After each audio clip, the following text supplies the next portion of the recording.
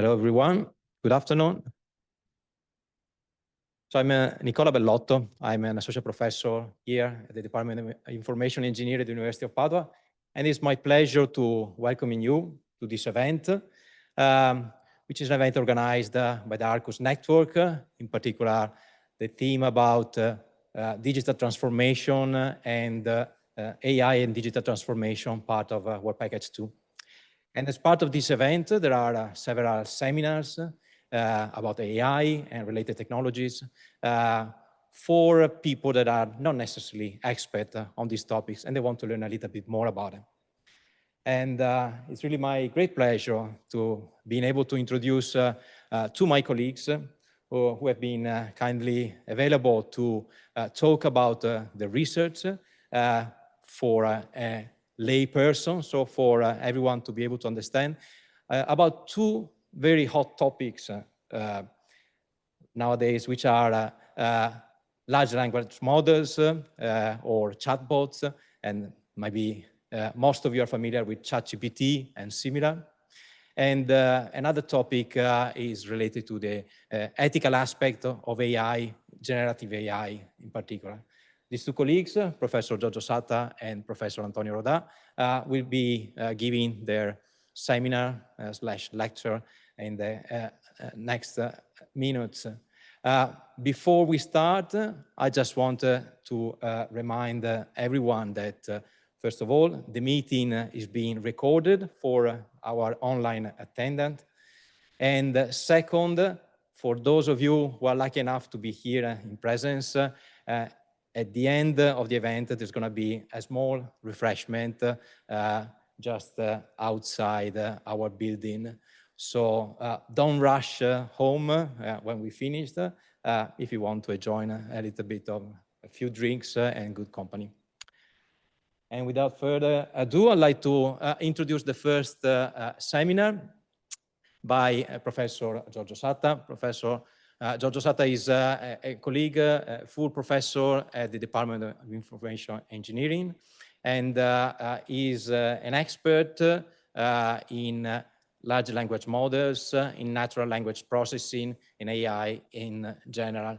Has published in several venues, an international book, 160 more publications, peer-reviewed publications, and today is going to talk to us about large language models and chatbot. The floor is yours.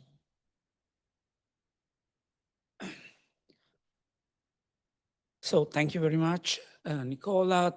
Thanks a lot to the organization and the people from Arcus, University of Padua, and also thank you to everyone who are here in the classroom, and also people who are attending on remote. And so I'm going to introduce the idea of general artificial intelligence, okay? Generative artificial intelligence. Artificial intelligence is on all the newspapers today, and you might have heard, many things, but the last component of this family, artificial intelligence, is called generative artificial intelligence. It's the very most recent one, and it is concerned with basically all systems that receive a question in natural language or a request, and they produce an answer that can be, text, or can be, a document, a richer document with a translation, or it can be images, or even video, or software, and so on, okay? And the most important thing for these tools from generative artificial intelligence is that they learn automatically, okay? In the old times of artificial intelligence, people had to put knowledge inside the program, okay? If you wanted to have a medical check, a program doing medical check, some expert had to put her knowledge inside the system and then the system will work out, okay, with an engine and try to provide a medical answer, okay? But now there has been an important turn. All the models that are being using today in artificial intelligence, in generative artificial intelligence, they learn automatically. They are, they get their knowledge from data, okay? Depending on the application, they look at many, many data, okay, text, video, whatever, and they learn themselves, okay, to manage a conversation or to answer questions, okay? So here there is a brief overview of most popular tools from generative AI. The one you are most familiar with is possibly ChatGPT. This is a chatbot.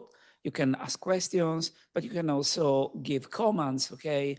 And like, some help in preparing a relation or lectures, okay?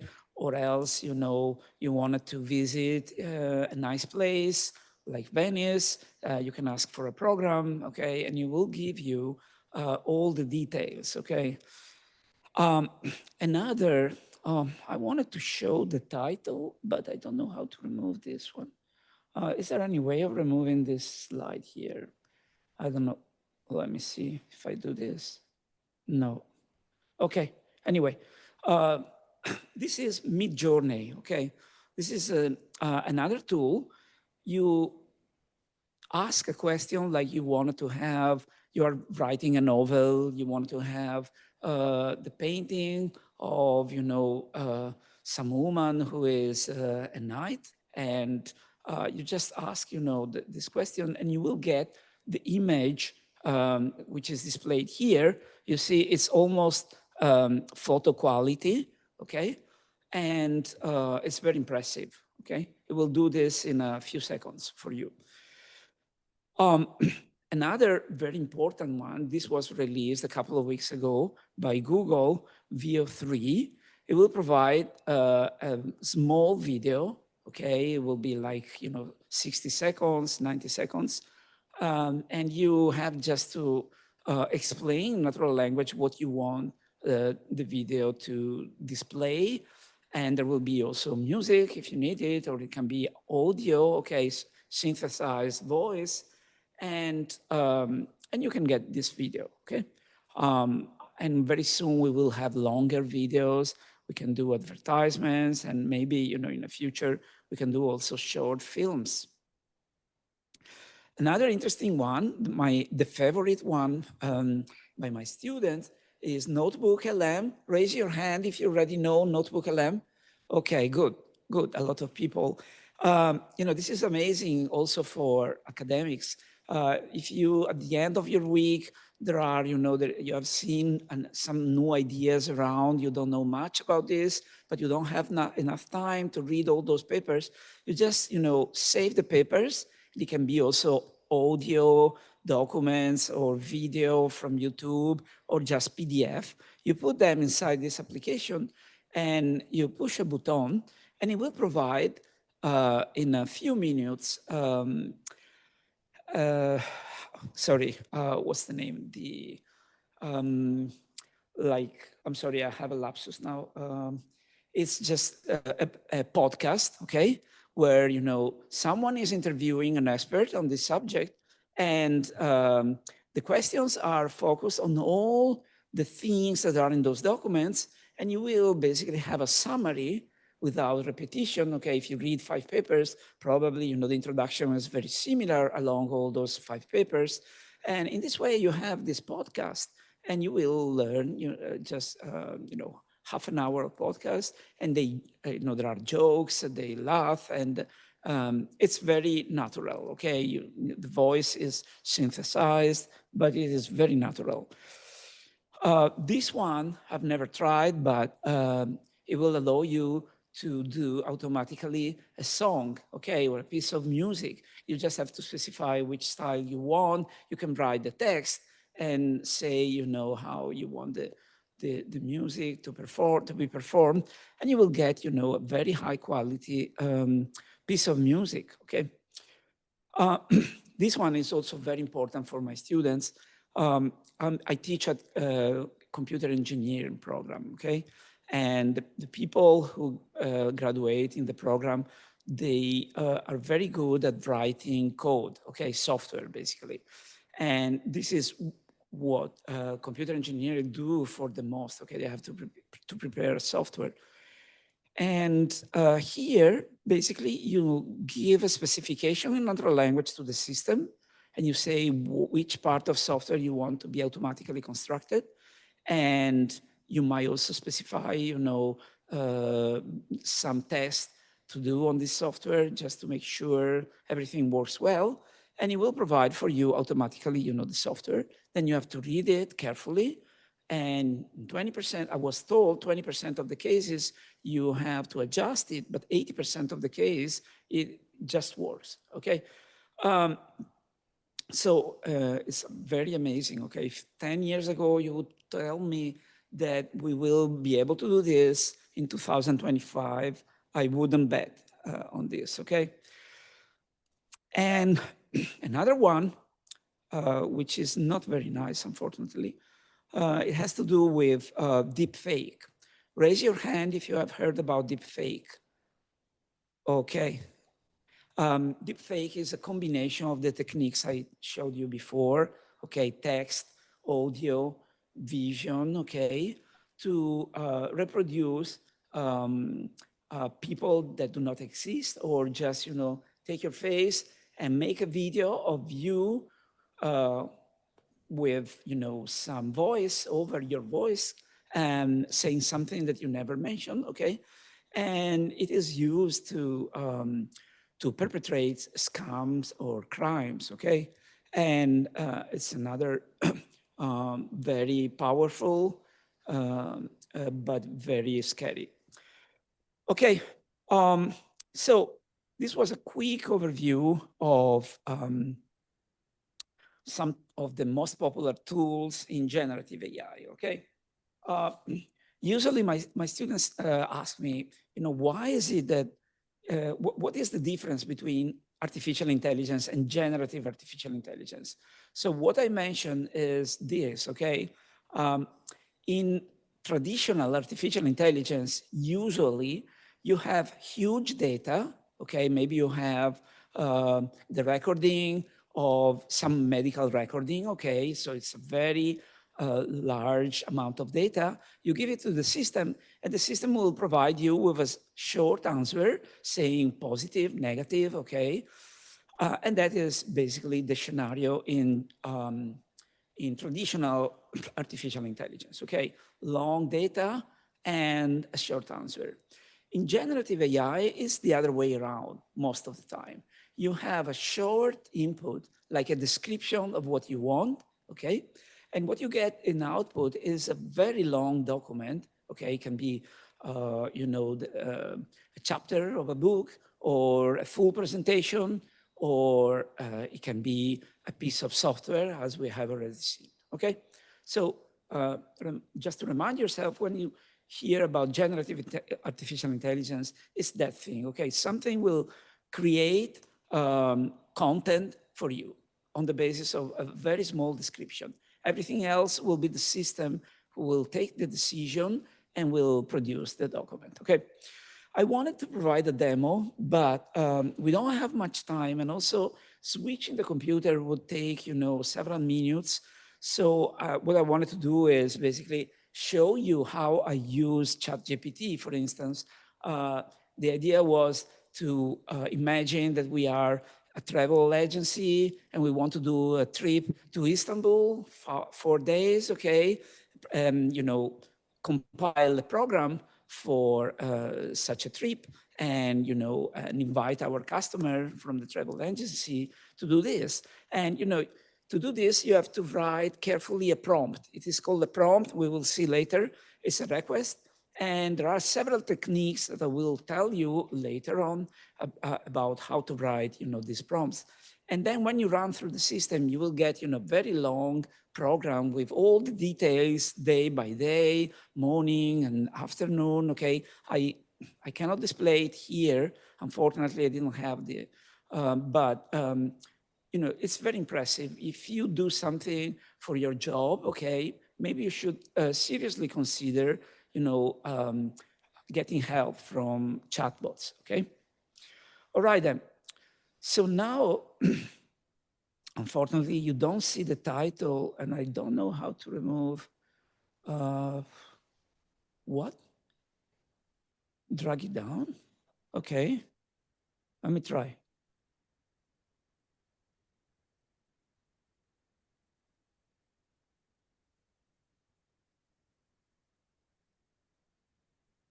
Okay, the third from the bottom, this one. Let me see. All right, okay, thank you very much. Okay, so now I want to switch to the second part, okay? But first of all, do you have any people who are here attending in person? Do you have any question about what I mentioned so far? Just to, can I ask you, how many people here have a background in STEM, science, technology? Raise your hand. And all the other people, raise your hand if you are in humanities. Okay, okay, very good. So if you have any question, just feel free of interrupting me, and I will be happy to clarify. So we have seen, what generative AI is, and now I want to take, the rest of the presentation to give you some basic ideas about what is behind, the screen, what is inside, the machine, okay? Usually I've seen, many presentation on generative AI. What they do is, like in the first part, a catalog of many things and how to use those. But I want also now to tell you more about the technology, okay? And you might be surprised, but it is incredibly simple, okay? In the sense that, the ideas, if you just talk about the basic ideas, they are very, very simple, okay? Why it works is because we have powerful machines and we have a lot of data, okay? That's a very important thing to keep in mind. Okay, so now, okay. The first idea, I'm going to present 3 ideas, okay? The first idea is how we represent words, okay? You have seen that generative AI tools, they manage language, okay? They show, they can fluently write text, okay? And they can also speak. And it seems like that they know what they're talking about and they use language in a proper way. They don't do syntactic errors, okay? And also the logic flow of the of the text is very natural, okay? So we have to start from how we represent words, okay?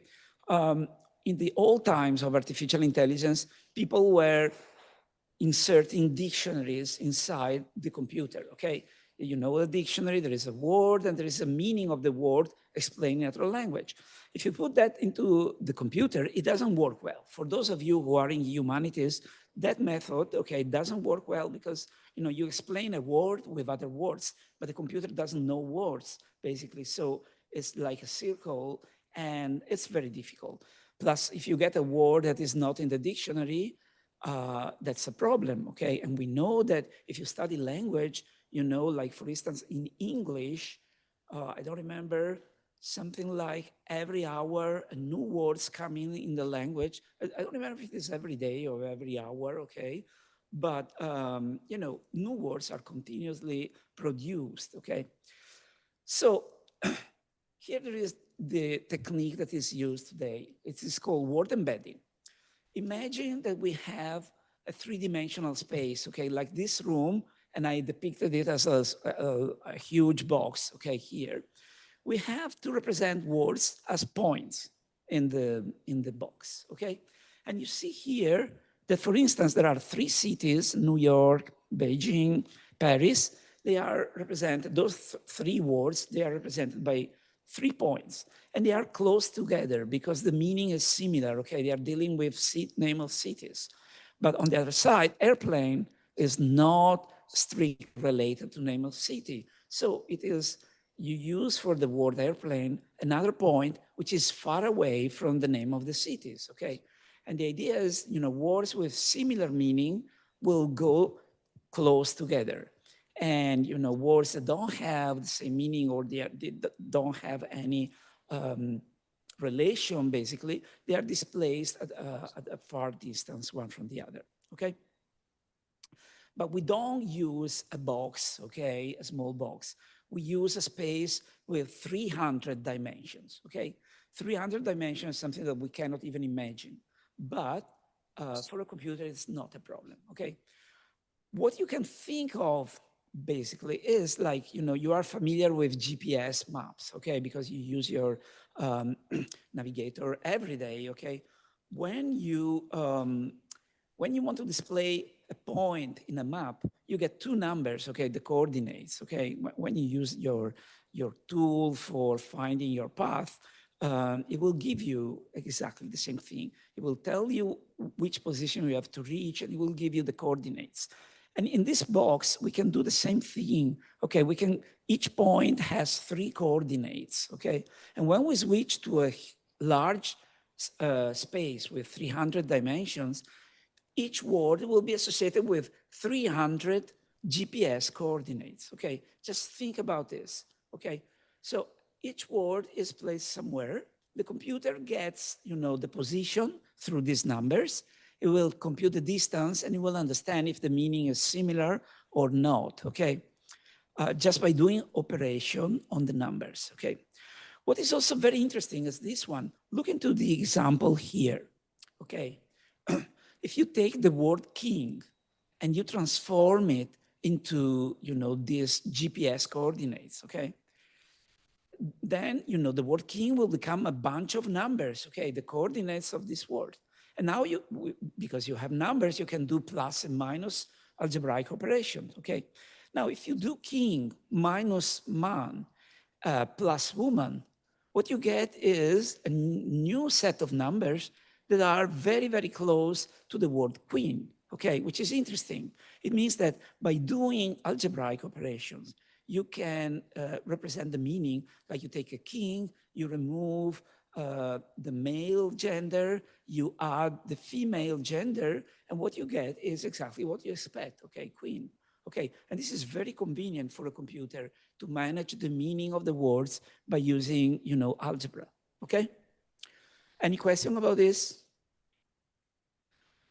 So the most important thing that you should remember is that we don't have to do this box by hand. It is done automatically, okay? There is an algorithm in a computer which will read many, many texts, okay? All of Wikipedia, whatever, books and so on, and it will do statistics, and it will organize words in such a way that similar words are close together, and words that are do not have any relation are far away. And also, we have this algebraic property for free. Okay, and this is all done automatically. Okay, that was the first idea. Okay, I will call it the GPS version of words. Each word is represented by GPS coordinates. The second idea has to do with transformers. Okay, transformer is a computer algorithm, basically. It is called also a neural network. Raise your hand if you have heard about neural network. Raise your hand. Okay, the STEM people, they know about this. This neural network, they are called in this way because they vaguely resemble the brain, okay, with the neurons and the connections. But the idea is different, okay? The way that brain works is completely different from these neural networks. But what we do here is basically we process numbers, okay? And so this neural network will get as input the numbers representing the words, remember the GPS coordinates, and they will transform these numbers in a way that we will explain in a moment, okay? But first of all, let me tell you something about ChatGPT, okay? Why do we have the name ChatGPT? Chat is because it is a chatbot. But what is the meaning of GPT, okay? Once a student told me, Professor, it means general purpose technology. But no, that's not true. GPT stands for something else.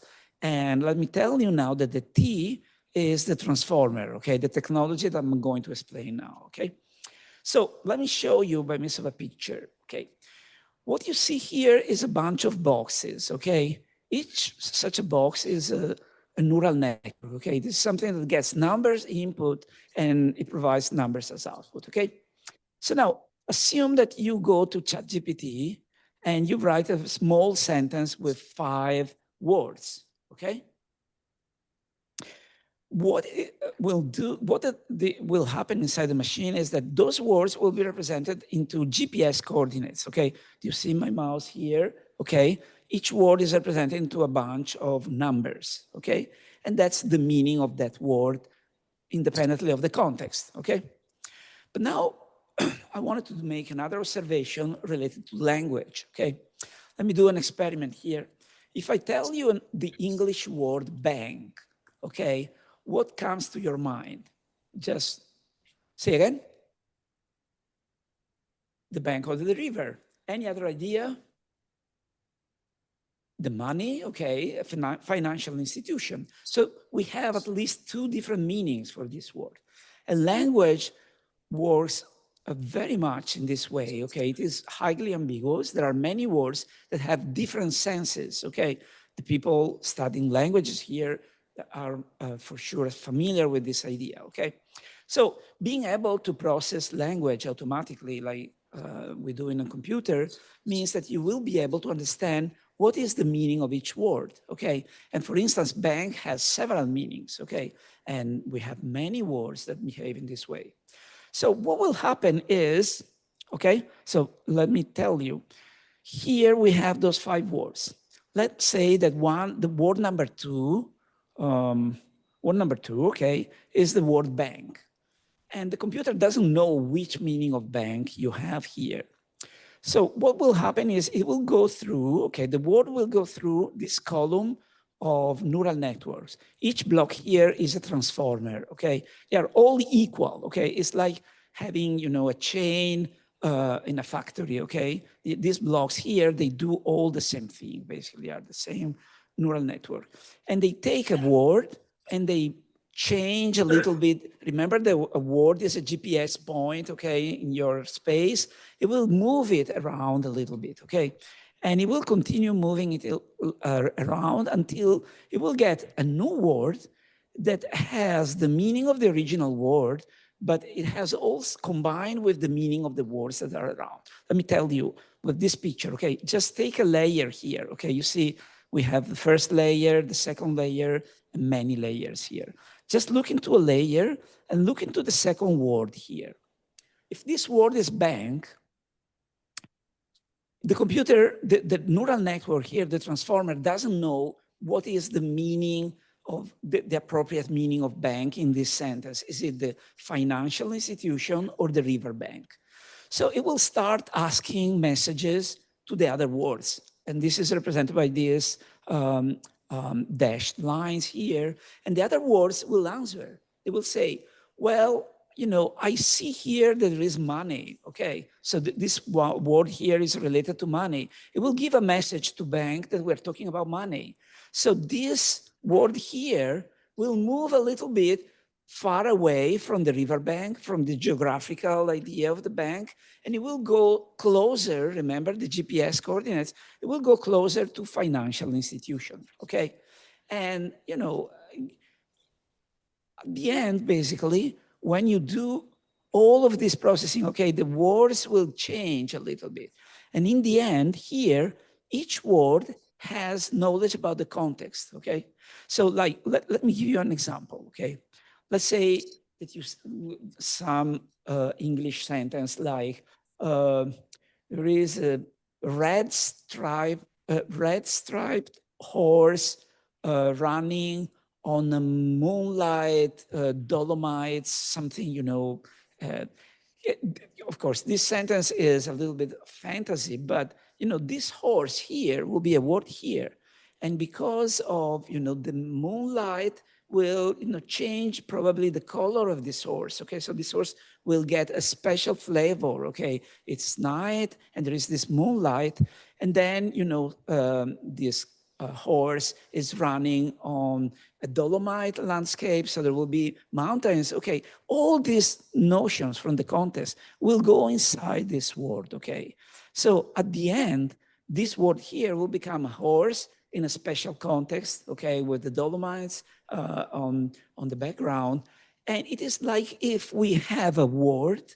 We don't have in English a word for saying this horse with a landscape, blah blah blah. And it is like there is a new word here inside the computer that has exactly that meaning. In English, we don't have that precise word because it doesn't make sense. Okay, you just use sentences to create meaning. But here, all the meanings are combined using this idea that every word contributes to the interpretation of any other words. Okay, so this was a very important discovery, and it helped a lot, making the machine, the computer, able to understand language. Okay, but remember that the computer has never seen a bank. It doesn't have any sensorial experience. It doesn't know what money is. It just knows statistics. Okay, it knows that bank can be very close to a bunch of words that are related to money and economy, okay, and finance, okay?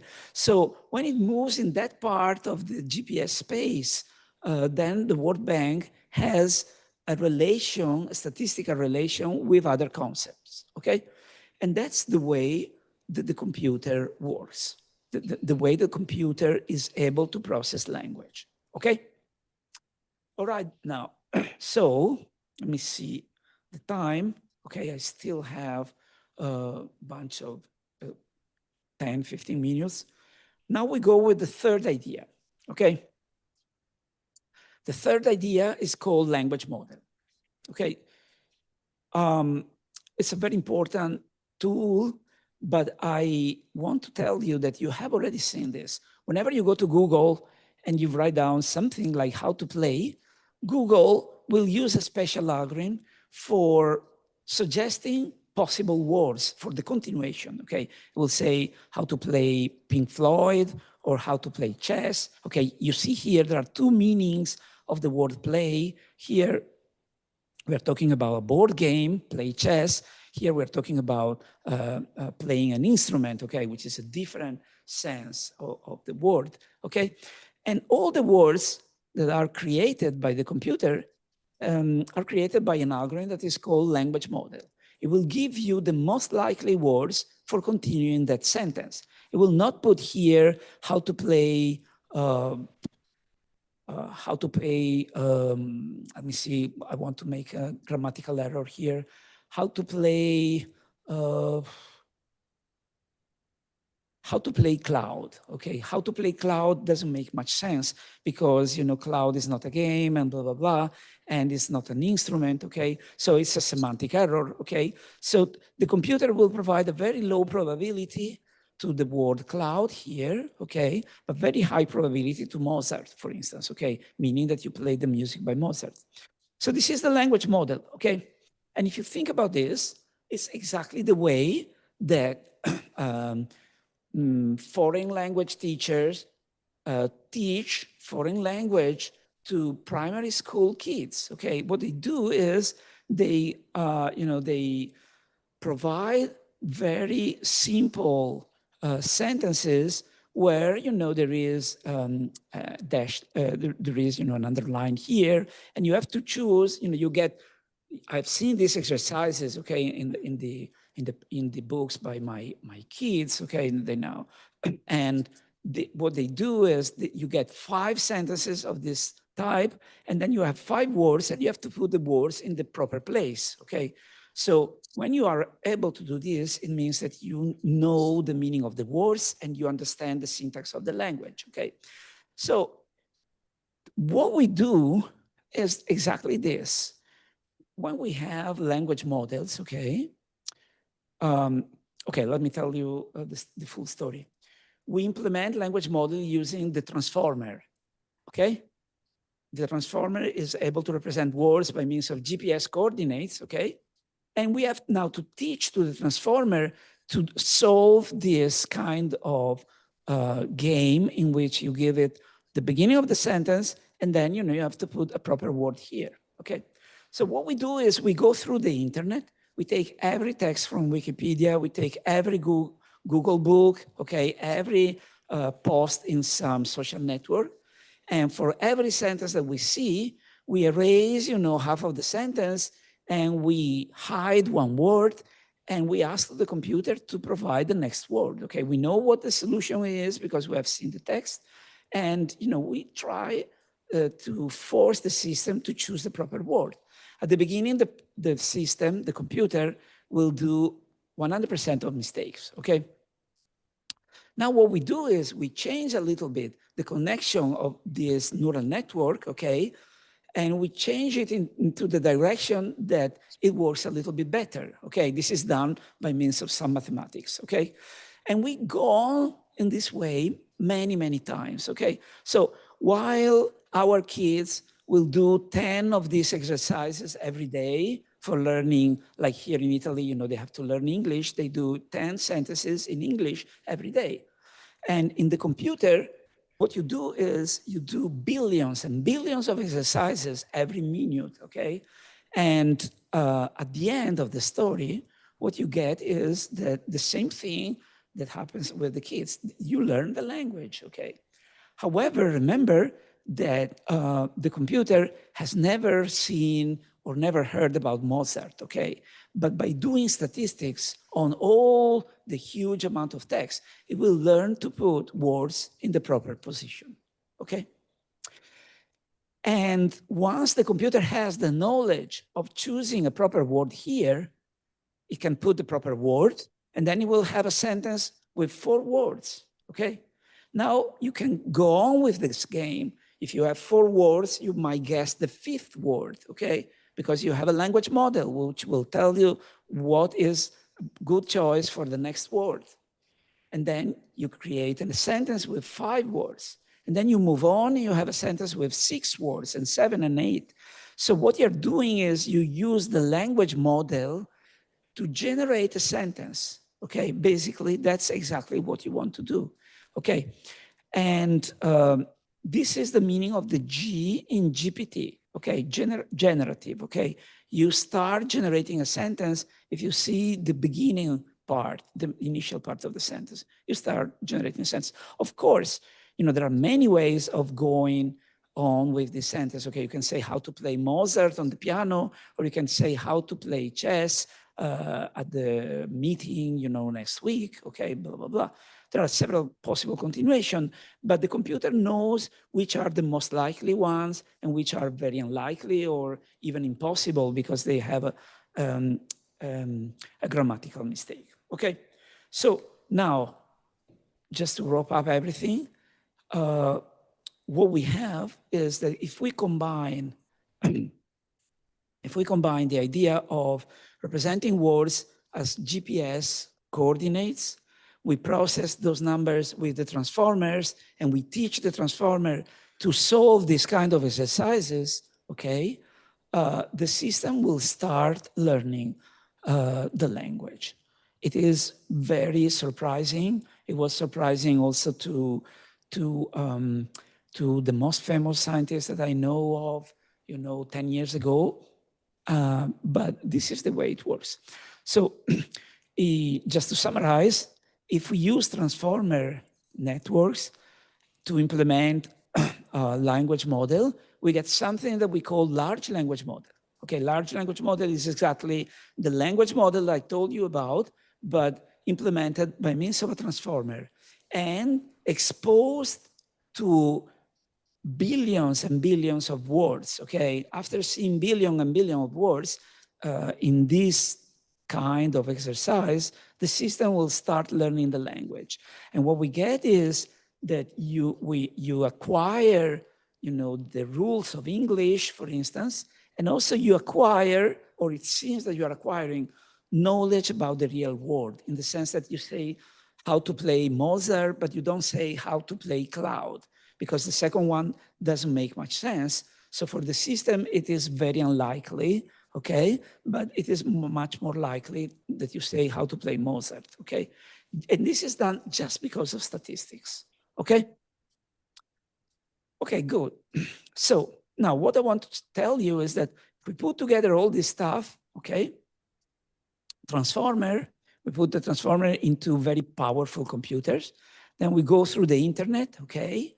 And we take all the text in the internet, we convert them into language model exercises, and we run this for, all of internet. It's something really huge. If you wanted to read all the content of the internet, books, social networks, Wikipedia, blah, blah, blah, it will take you 200,000 years, okay? So basically this system is reading 200,000 texts. It is reading text that you will read in 200,000 years, okay? And it will learn, but it costs a lot of money, okay?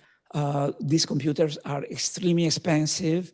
Access to internet is also expensive, okay? And you need, to run these computers. And, here they did this for 12 days, okay? This is a language model of average size, okay? It is smaller than the language model that you have in ChatGPT, okay? But it took, $2 million, okay, of power energy to run the computer for all this time, okay? So you understand that for doing this, only very large corporation can do this, okay? Because, they have the computers, they have access to the data, and they have the money for doing this.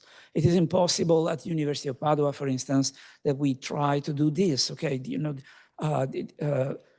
million or euros only for the power energy to run this is too much, okay? So we're talking about Google, we are talking about Meta, we're talking about Amazon, okay? They have the money to do this, or they provide the money to companies that can do this, like OpenAI and Anthropic, whatever. Okay, so this learning of the language of all these texts, okay, this phase in which the system starts learning the language and learning, the meaning of the words, is done by very large corporation, and it is called pre-training, okay? And this pre-training here, it is called pre-training because you cannot do it. You have to buy the algorithm after the pre-training, okay? You cannot do the pre-training in your house, you cannot do the pre-training in your lab, it is too expensive. So we call it pre-training because someone will do this for you. And this is the P in ChatGPT, okay? So now we know the meaning of GPT. G means generation, okay? Because you generate the words, you understand the language and answer by generating one word at a time, left to right. P is because the pre-training, the system has been trained, by some large company. And T because the system uses the transformer, okay? All right then. So this is the zoo of all the large language model.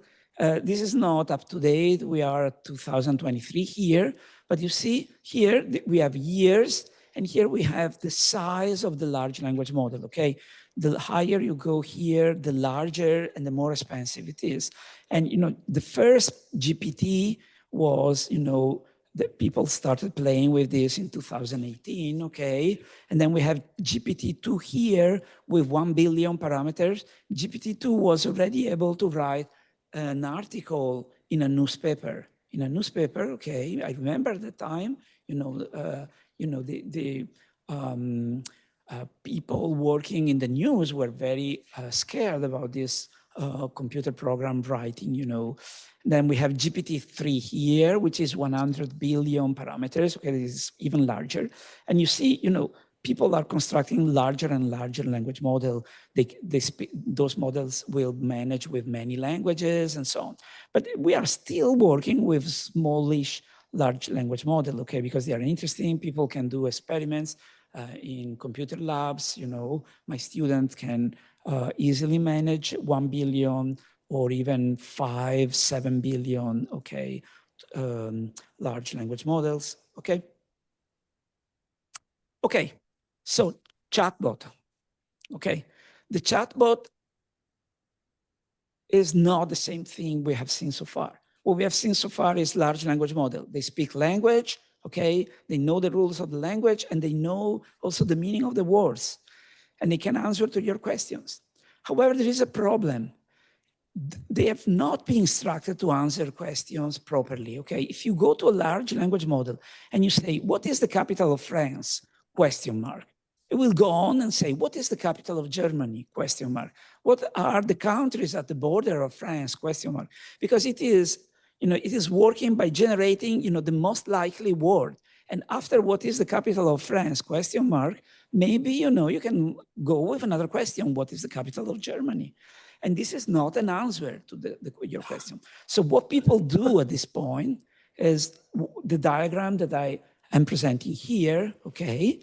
They want to construct a chatbot, and they decide what is the application. The chatbot maybe is able to give you instruction for cooking, okay? So what they do is they take a large language model, okay? They hire it, or they buy it, or they take it for free. There are also large language models that come from free, and they do the domain adaptation, okay? They will put into the system, knowledge about cooking, okay? Large language models know a lot about cooking, but they know also a lot about, playing football, or about, minerals, or about music, or about, whatever you study. You have to focus on the domain of interest, okay? And this is what you do here. You force the language model to specialize on cooking. And then you do the alignment. The alignment is exactly what we need. You teach to the large language model to answer to question. So it doesn't work in this mode here that it will predict the next word, independently of what, is the result, okay? It will not generate other questions when you ask a question. It will just generate the answer, okay? And this is called alignment, okay? And, this one, the large language model is something that you cannot do in-house. You cannot do in a computer lab, okay, not in Padua, but not even in a larger university. And so only large corporation will do this. But then you can do in your lab this one, okay? You can create a chatbot out of large language model that will specialize on a given subject and provide answers and not go on and generate forever, okay? It will just answer the question and then we'll stop, okay? All right then. So I want to close now.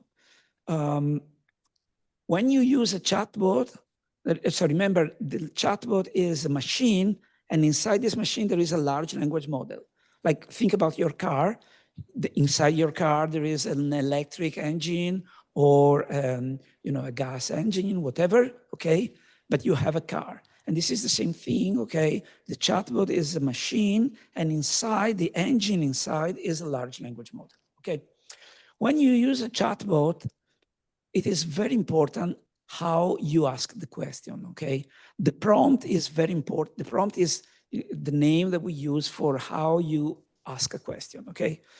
And the way you ask the prompt is very, very important, okay? I've seen, if you go to one chatbot and ask a question, a very dry question without explaining the context, without motivating, why you need the answer and blah, blah, blah, probably, there is a high probability that the answer is not very satisfactory, okay? But if you spend time in writing the question, you say, look, I am, I am a professional worker in a travel agency. I need to prepare a program for a trip to Istanbul, okay? And you are my assistant, okay?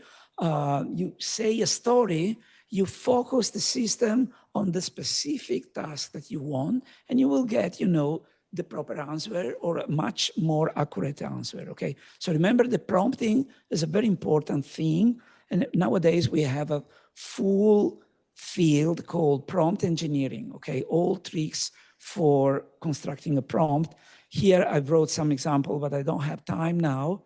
And the last thing I'm going to tell you is hallucination, okay? Raise your hand if you have heard about hallucination. Okay, so this is very unpleasant, okay? You ask something and you get, a fantasy answer, and that's not really what you would like to do in a professional environment. So what is the problem here? The problem is the very nature of this chatbot. Inside the chatbot, there is a large language model. And the large language model is generating words in the most likely way, okay? So it is not a database that will retrieve facts. It is not a search engine that will retrieve documents and you will have to read the document. It is just something that is, looking into the text that you give it, and it will continue in the most reasonable way, okay? But if the text you provided is, tell me, invent a story about, or write a song like Paul McCartney and John Lennon would have been writing, okay, you will force the system to invent something, okay? So, it's the way it has been constructed that the system must be able to generate creative content, okay? And sometimes, if you ask a question, and if the system doesn't know about that, it might invent something, okay? I try to go to one of those chatbots and say, do you know that they have invented, a toothbrush that works under nuclear power, okay? I've read it today in the newspaper. At least last year when I tried, the system, was engaged about this, and it started saying, yes, I've heard about this, I've read, it's very interesting, and so on. This is, undesirable. To control this, you have to work on your prompt. Remember, the prompt is the way you ask the question. If you spend more energy in asking a proper question and saying, just say something that you know for sure, don't invent things. Remember, we are working on this, we have to sell this program. We don't have to invent here, we have just to take fact. If you do this, then it is much more likely for statistical reason that you will not get hallucination. However, hallucination is a problem that we don't have a solution for, okay? Okay, I will stop here. I wanted to say something more, but let me stop here. And at the end, after the second lecture, we have time for questions, and maybe, I can provide other information. Thank you very much for your attention. And remember that now, we'll stay here for the second part, and then we can go, there will be a discussion, and then there will be refreshment. Thank you very much, Professor Satta. Indeed, he already anticipated me in reminding you that to stay here, because we dedicate a little bit of time after the second talk for Q&A, for question and answers, for all your curiosities. Thank you very much. We have about 10 minutes or so for a quick Q&A. So I would invite Professor Satta to come over here, maybe. And we can use this time to answer any questions you might have here, obviously from the public, from the audience here, or also online. I have my computer following the chat, so if you want to ask also questions directly from Zoom, please do so. Just raise your hands if anyone has questions. Otherwise, I could even start with one, maybe general one to kind of break the ice. Because before, Professor Satta was mentioning the generation of programs, software, automatically, which for us who are actually teaching these subjects, and for our students who are learning, hopefully, these subjects from us, it makes us wonder: is it really is there a job for a programmer in the future? There are big titles also in recent days, right? Programming is not going to be a job in the future, or at least it's going to be much different from the way we intended so far. So software development in general. And I will ask you both, actually, both from the point of view, technical point of view, also how is really possible, what is possible to do with the tools nowadays in this area, and potentially which implication could have for the job market, for example. Please.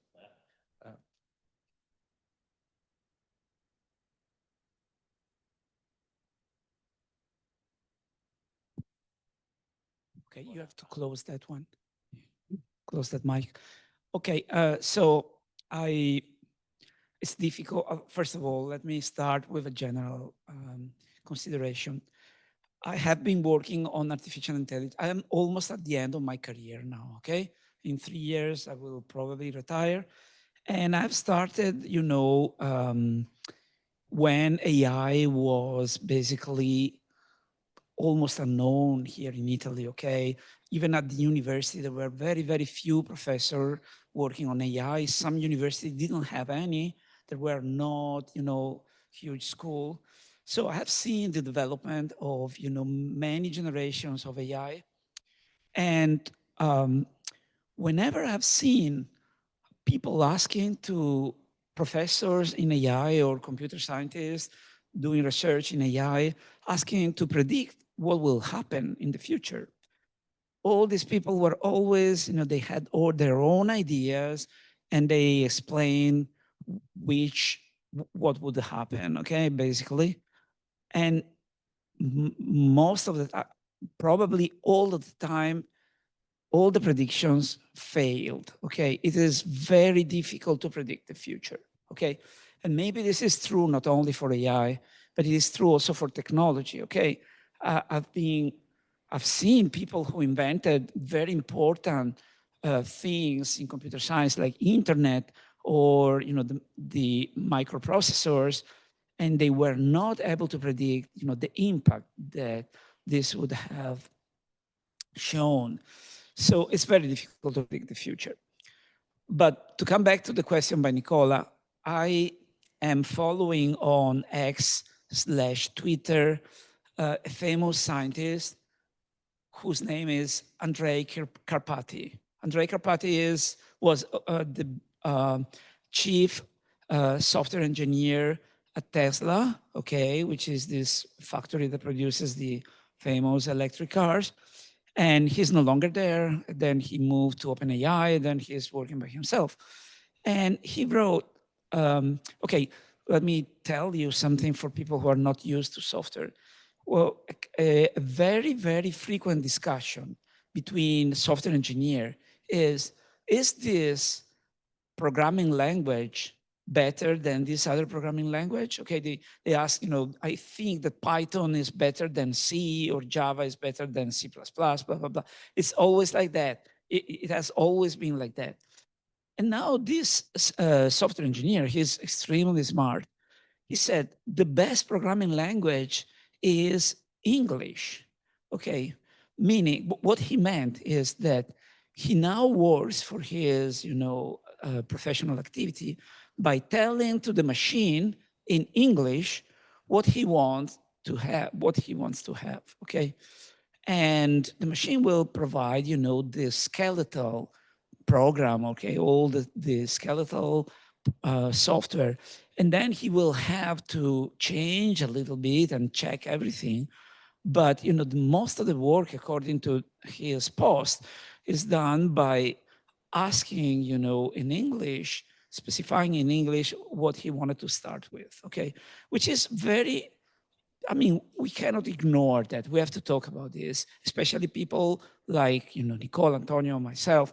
We are teaching, software, and, the very first thing we show to our student is programming languages, okay? Nicola knows this, and we have to think about this, okay?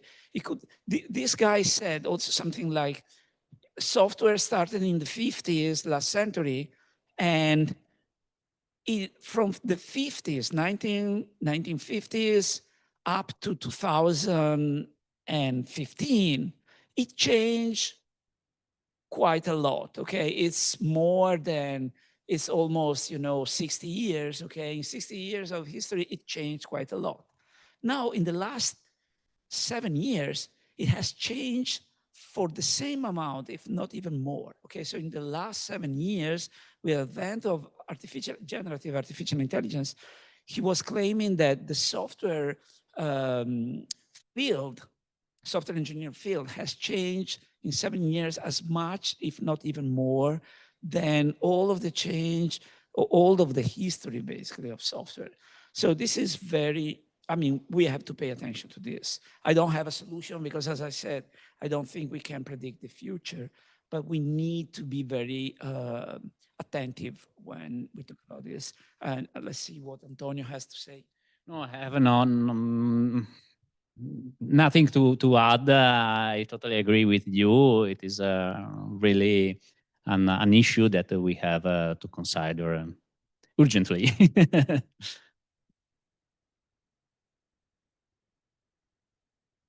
Any other question from the audience? Yes, please. Oh. Thank you. So I use AI a lot, and I agree that we should be careful on all the issues that we talked about, but I find it very intriguing and extremely useful. I don't know if you're aware of this. For example, I have ADHD, and in the community of people with ADHD, it's widely used to help cope with the issue of organizing activities and deciding what to prioritize and what not. So there's a bunch of people now that every morning wake up, and the first thing they do is they go on ChatGPT and they're like, hey, today I have to do this, this, this, this, and this. Where do I start from? How do I proceed? And the great thing is that once you complete one task, you go back and ChatGPT will actually be like, hey, well done, congratulations. And that helps you move forward. So I think that there are a lot of uses that we didn't really think about, but I do my grocery shopping with ChatGPT. It can prepare a whole list for a whole week and give me all the menu plans, and then tell me what I need to buy at the store.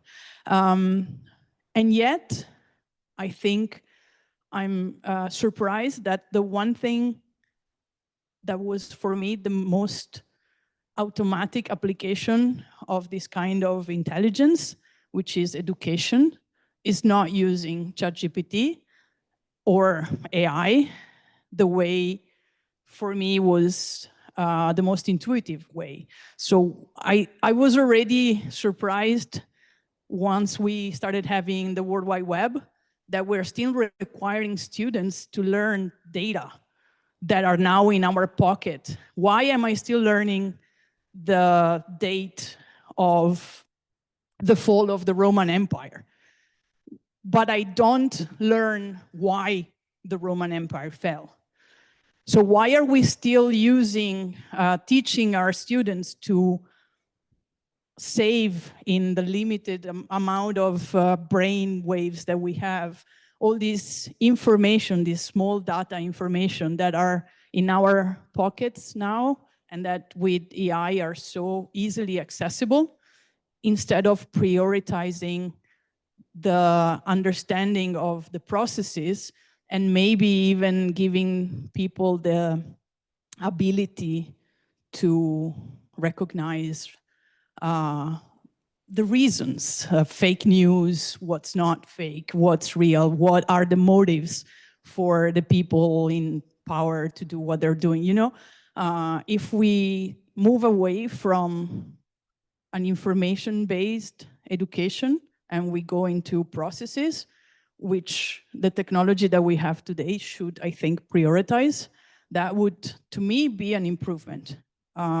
We are here in education. What do you think about the application of AI in education? It's a tough one. Yes, another big issue, and we are thinking about it. I'm also a quite massive user of generative AI.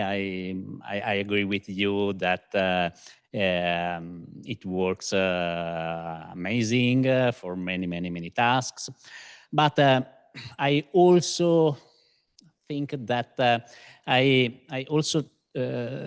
I'm trying also to impose to me a sort of rules to avoid to be overwhelmed by these technologies. For example, yes, I know that it can write in English much better than me, but I impose to myself the rule that I'm trying to avoiding to delegate all the writing in English, and I prefer to write in English, and then I ask to the generative AI, to the model, to correct my English. And in this way, I think that this is, for example, a clever way to use the model to get maybe to increase my skills and not to decrease my skills. But therefore, I think that we need to have, first of all,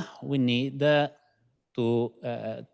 have a good level of personal maturity to use this tool, because they are very powerful. And this is the first question is, what is the correct age to introduce in education these kind of tools? Of course, there is not a threshold, and as a teacher, and in this case, I wanted to involve also the teachers of primary and secondary schools. We have to think and we have to decide which kind of tools is useful to be introduced at which ages, of course, by discussing with pedagogists and so on and so forth.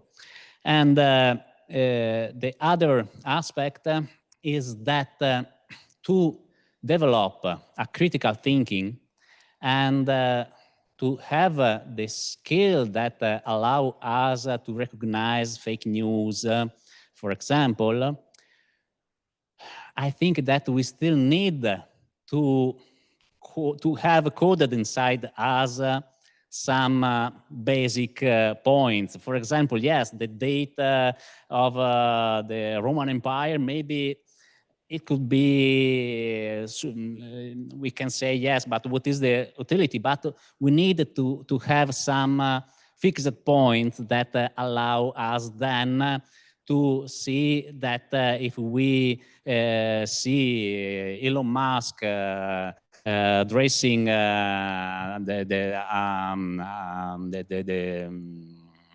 dressing the vest of a Roman Empire, we can say, no, this is a fake because the Roman Empire existed 2,000 years ago. We need some fixed point. Otherwise, I think that we cannot have the skills to recognize fake news and also to recognize hallucinations.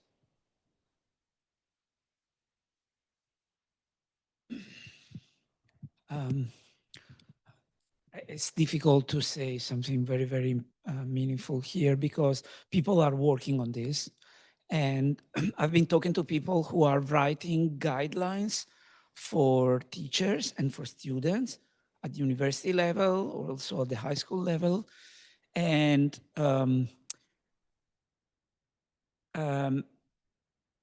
one of the advantages that they emphasize is that like if students need to do brainstorming, okay, they have to work on a project and, they have been exposed to something and then they have to do a project. They do brainstorming among them.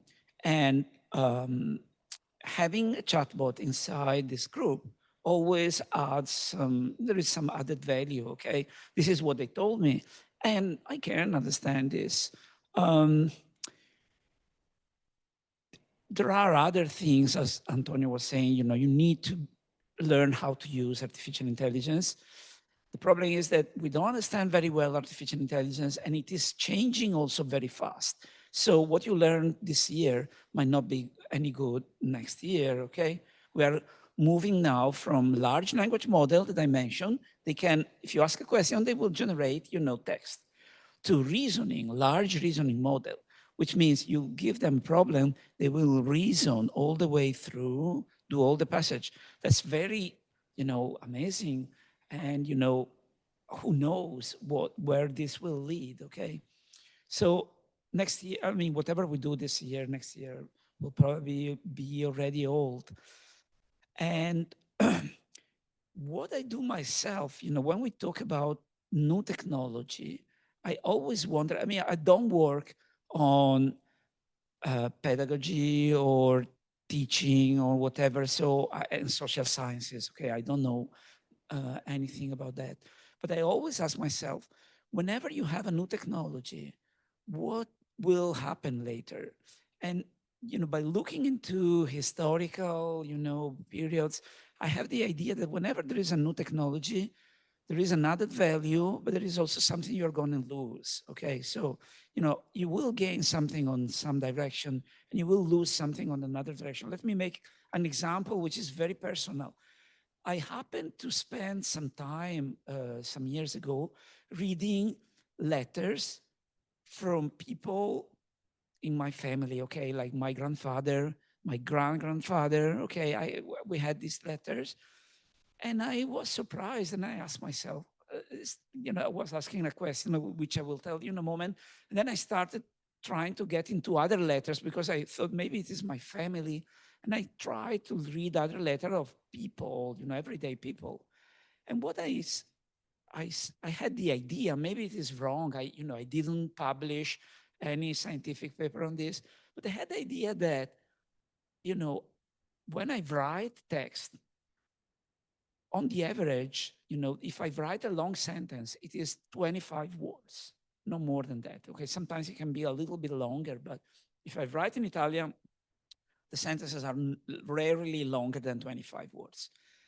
And, you know, people from the beginning of the 19th, you know, the 20th century, even, you know, people like, you know, there was this, my grandmother was writing, you know, letter to my grandfather when they were still, you know, in love before marrying. They wrote, you know, very long sentences, like 50 words. And the way they were describing, you know, the thing were very, you know, sentences full of subordinate clauses. And I was surprised and said, what happened? Why did we lose that style? And I started working. Is it because television, maybe? You know, I belong to the generation where, you know, we were looking television when we were kids, okay? You go home after school and you start looking television.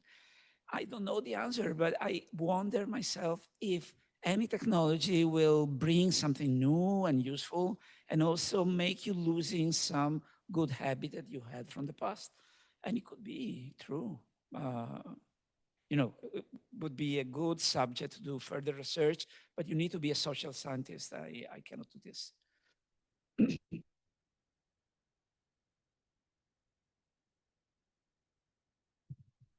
Okay, I think it's time to close this session. I'd like to take this opportunity then to thank again our speakers, Antonio Rodà and Giorgio Satta for the lectures. And also would like to thank Arianna, Giulia, Alberta, all the people of the Arcus office who helped us to organize this event. Thank you very much.